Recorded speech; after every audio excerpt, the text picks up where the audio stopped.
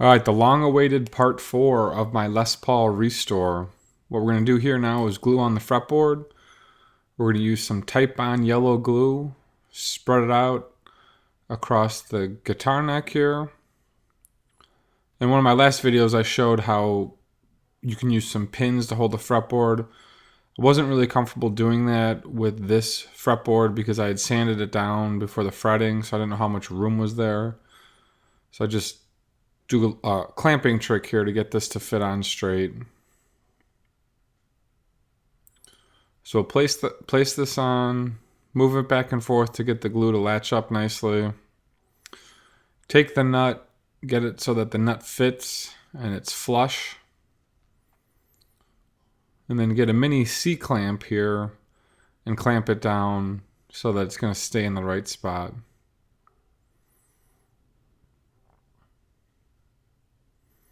So it's looking good here. And the trick is to then clamp this on the radius caul.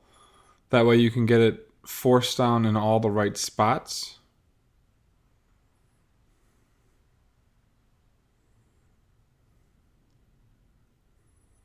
So I'm making sure it's lined up, the glue hasn't moved with the wood. They're all in the right spot. I will just put a number of clamps down, making sure as I tighten it that it's not going to move. So we'll just keep looking and cleaning this up. I get a chisel, clean up any of the glue that's getting squeezed out. Don't want to ruin sandpaper. We'll just go through and clean up the glue, clamp it down.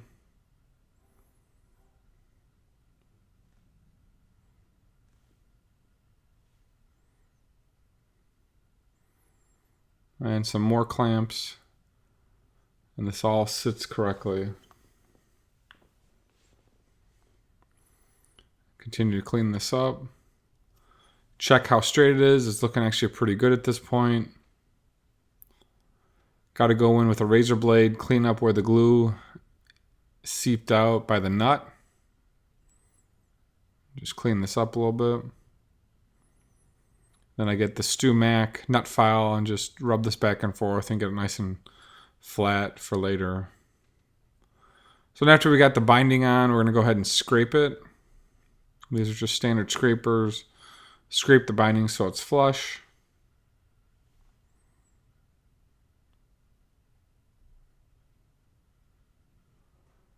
What's nice about using the StewMac bits and the StewMac binding is that it's all usually pretty close. Just a little bit here and there and you're good to go.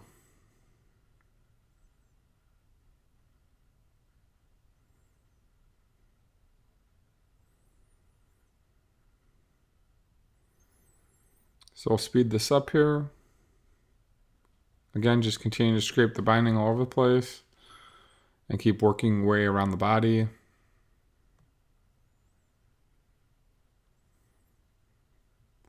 This red filler stain is going to pose some problems later on. I went with a brown filler. Not sure that was right. Didn't want to go with a red because I'm doing a tobacco burst on this top. There's so much issues. I'm going to have to do a transparent color on the side. You'll see that here in a second.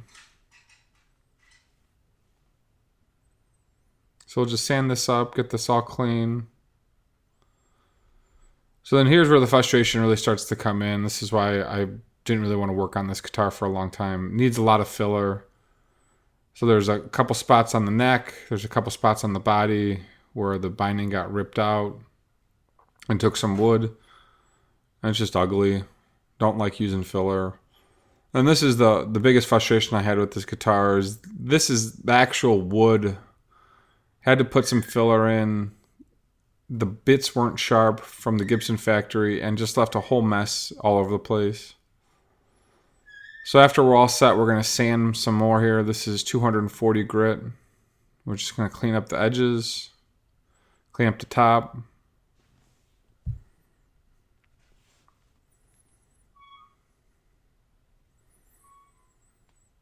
Just get everything flat. I've got a non-aggressive grit and a non-aggressive sander here, and we're just cleaning this up. So we'll go ahead and just continue to sand. Lots of sanding to get this all clean. And then we're getting ready here for the neck glue back on.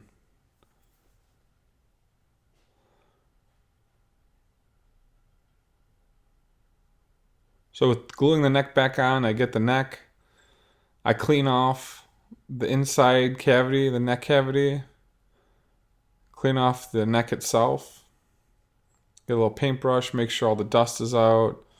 Make sure there's no more fuzz anywhere. Here's the neck, it's all set, ready to go on. This is the filler I was talking about earlier. This side is really bad. So then again, we use some Titebond glue. Make sure everything's cleaned up. Plop some glue on there.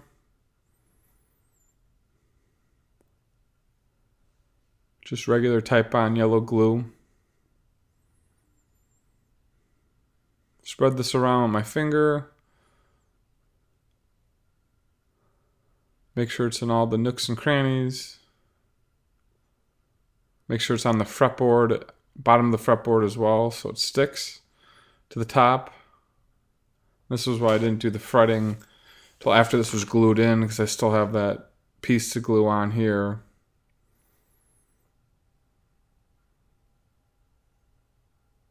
So we'll get the glue spread out across the whole tenon. Make sure it's on the board. Make sure it's on the neck. Got a toothpick here, and I'll spread this out a little bit more.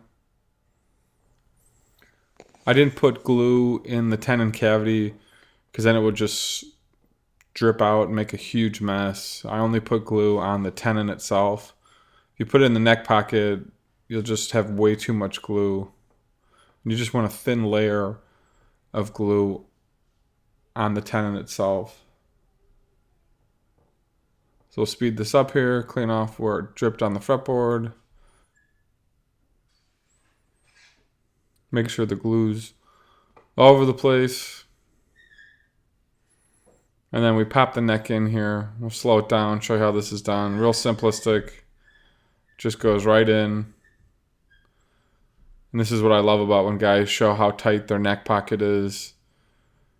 If you add a glue and the water to the glue, when it's already too tight, it won't go in. I've had necks swell up on me before that I thought it was tight, and that was a big mistake. It needs to be just perfect. Not too tight, not too loose. So I get a wet rag and I clean up where the glue's getting squeezed out. I just have 3 clamps clamping this in. 2 in the front and kind of 1 towards the back. And there we are. Clean up around the rest of the guitar. Make sure I don't have any glue left anywhere. If you do, when you go to finish it, you'll get a weird looking spot. That's why I got my nice good chisel, making sure it's clean. And here's what it looks like when it's all clamped up. Since there's just 3 clamps holding it together.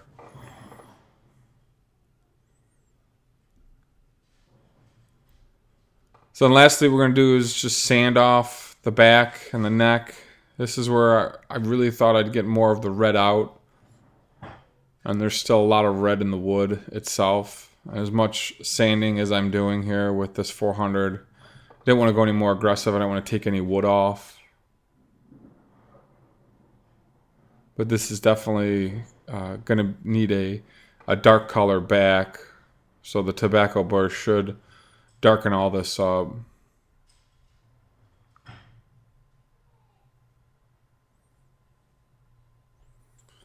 So again, we'll just sand this, get it ready for the filler.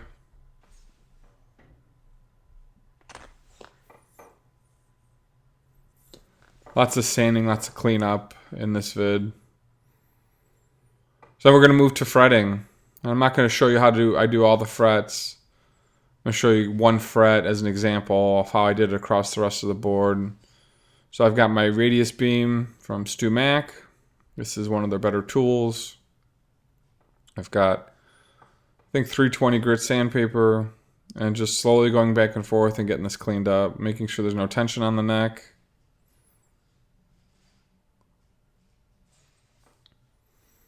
and just getting those frets level. And we'll speed this up a little bit.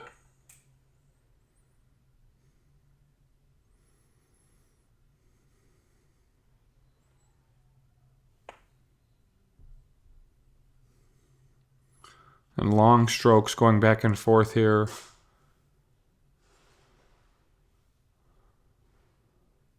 So I get higher grit. I think this is 400 on a smaller block. Go back and forth and take out some of those deep gouges in the frets.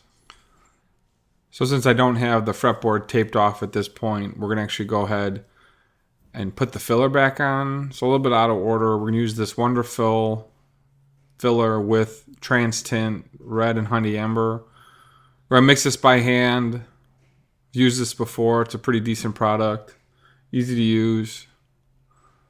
You just add some water and it becomes a filler, pour filler. And we're going to add a couple drops of brown, a couple drops of the Honey Amber.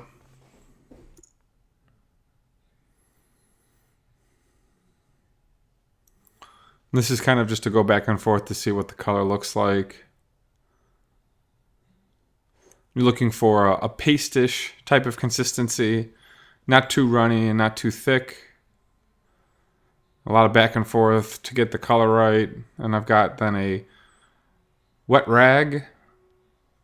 And I take that wet rag and just begin to wipe this on. And here's where I'm like, uh-oh, definitely not dark enough. I was hoping that the brown would really be a significant darker tone, and it wasn't. I don't want to go back and add more brown. It becomes a real big mess then. So I'll probably end up painting this back a brownish color, something along those lines, whatever the tobacco burst backs look like.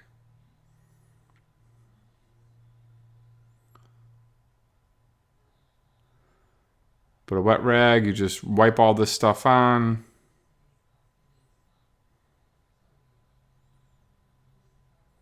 You work it all over the body.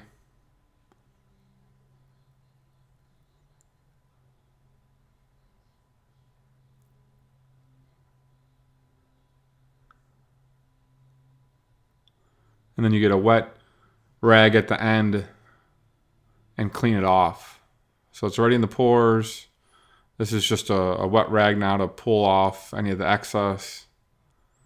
And you do this so you don't actually have to sand all day. And notice how I fold my towel on the bench so I'm not kind of getting the filler on the top. So then lastly, we're just going to get a 400 grit sandpaper and just go over the body once more. Any of the spots where the filler is high or too much, it'll just kind of knock it down. And you have a perfectly pore-filled body. Then we're going to do fretting. We're going to clean up the frets from the leveling. Lots of different tools available for fretting. I love the Diamond Crowner from StewMac. That's actually a really nice tool. This is my favorite thing to do fretting. And like I said, I'm just going to do this one fret here. And we're going to recrown this one fret and we'll polish it. So I'll go through the steps here quickly. Somewhat boring to film a whole fretted cleanup here. But essentially what you're doing is you're looking for the recrowning to happen. And when you're sanding the frets, what happens is you get a flat spot and then you come back with this crowning tool and it recrowns it. And so you want it to be just where the flat spot has disappeared. And then with a whole bunch of different tools, you go through and clean up all the scratches.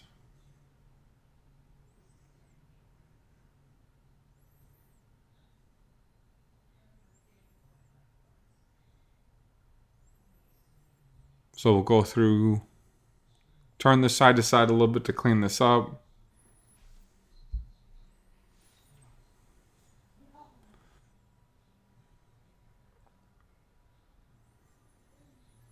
So doing the whole fretboard can take almost about an hour to do it correctly and get it set right. So I'm only doing one fret here with all the different tools. So next up is my 320 grit sanding stick, and with a flick of a thumb you can get that last set of scratches out. You'll just go back and forth and sand. You can notice I also taped off the fretboard for the filler and for the fretting. Don't want to damage the fretboard with the filler or with the fretwork. So the sanding stick is available a lot of different places. Real handy tool for fretwork.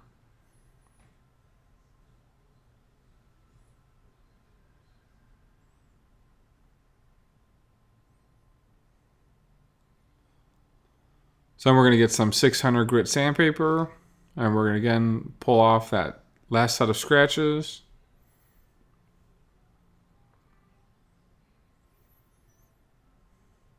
You're just going to go back and forth, pull off the scratches.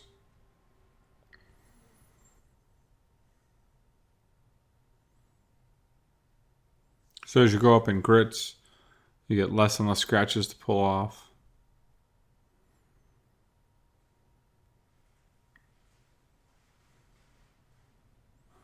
So then after the 600, I would usually go to steel wool and then get the buffing pads from StewMac, but I'm using these StewMac erasers embedded with sandpaper essentially. I start with 180, 400, and 1000, and this actually brings a real great shine to the frets. I was very happy with the way this turned out. Once the fret's been completely cleaned up with the 600 grit, going back with these really makes it really look nice. In just a couple of seconds here, you get a really highly polished fret. I was really happy with the way this turned out with these erasers. This is the first time I've ever used these.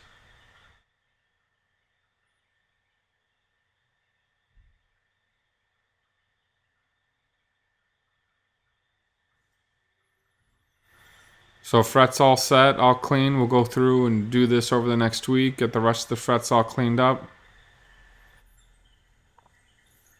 Here we're looking actually pretty good. You can see the one fret standing out, how clean and polished it is versus the others. This 1000 grit actually works out really nice. Actually really happy the way this turned out. You can see how nice that fret is sitting. So next couple of videos will be great. We'll do the fun stuff, which I like to do, which is staining the top. Got some new dyes I'm going to be using to do this. And then we'll put a clear coat on and get to the assembly. So hopefully we'll be done here in the next couple months. Thanks for watching, guys. Check out my new website and see you in the next vid.